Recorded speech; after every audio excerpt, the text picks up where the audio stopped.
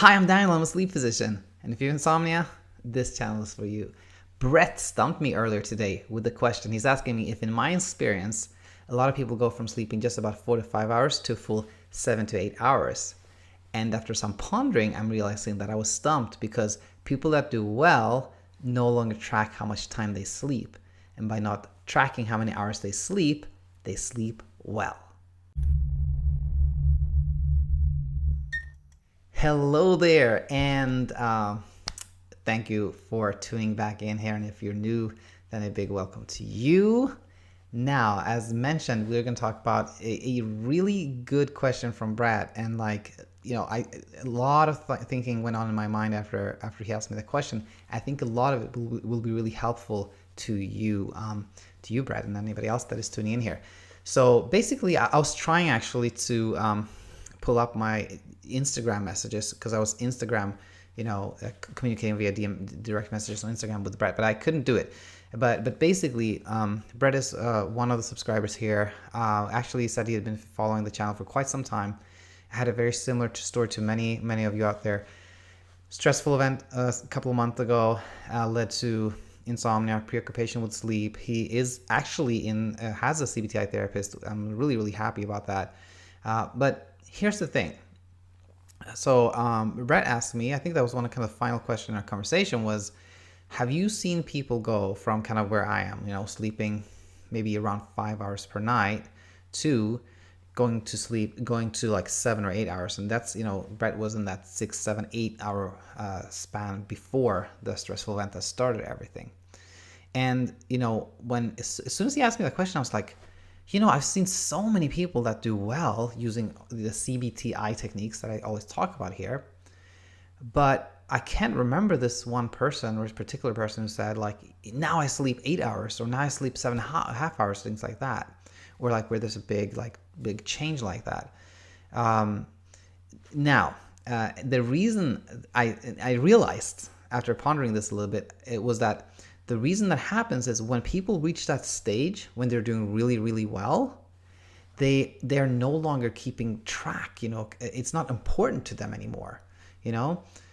People are they're going to bed, they're falling asleep, pretty quickly. They're sleeping really most of the night, and they're feeling good during the day. They feel refreshed. So therefore, they no longer have an interest in keeping track of exactly how many hours that was.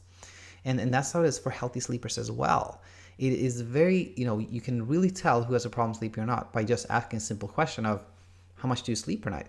Somebody who has no trouble sleeping will be like, well, I usually go to bed at 11 and then I get up at 6:30, so that's 7. I sleep 7.5 hours. But you ask somebody that has insomnia, they're like, I sleep on average 5.5 hours, something like that, because they're, people with insomnia are very aware of it. So interesting thing here again was that people that sleep well, they kind of usually don't keep track of exactly how many hours they sleep. And I think the teaching point here is, if you are thinking a lot in those terms, like I'm sleeping exactly this many hours now, how can I get to this many hours? That is a sign of sleep preoccupation. You're thinking a lot about it, which is completely natural, but you have to fight that instinct. And as soon as you start thinking more in terms of I don't know exactly how much I slept, but I'm feeling pretty good, that's a good step forward. Now I realize, of course I realize that, as part of CBTI, you are asked to keep a sleep diary, to keep track. But that important thing with that is sleep diaries are very important. They're really, they can teach us a lot. But if somebody aren't really sure exactly how much they slept, etc., that's not a big issue. The important thing is how you feel. So I guess the main point I want to make here in this video is don't spend so much time thinking about the exact numbers. Just focus on how you feel. That will get you a long way. And I really, there's something I want to talk to about a long time that's just a little bit lighter.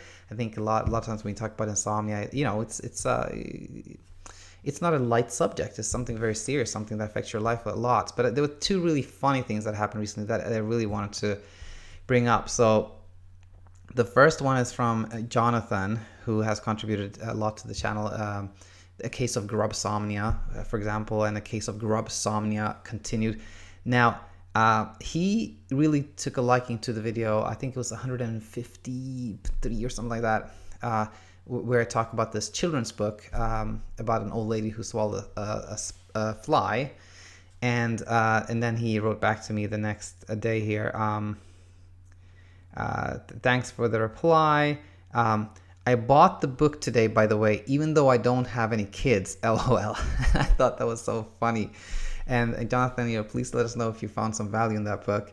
And then there was another one here that I want to talk about, which was Matt, who talked about like Matt beats Insomnia. I think is 153. And Matt also did. I did an episode called Episode Pod number 4.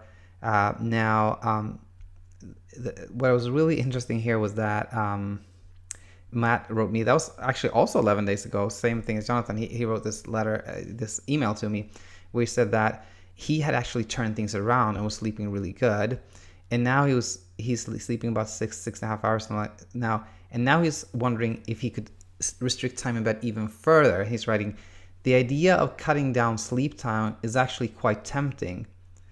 And I'm fortunate to have a job that would permit me to take naps during the day if I really wanted to. So basically, Matt had gone from like having trouble sleeping to now wanting to sleep even less so he could get stuff done, which in a way I thought was like encouraging that, if you keep busy, etc., that's always a good thing.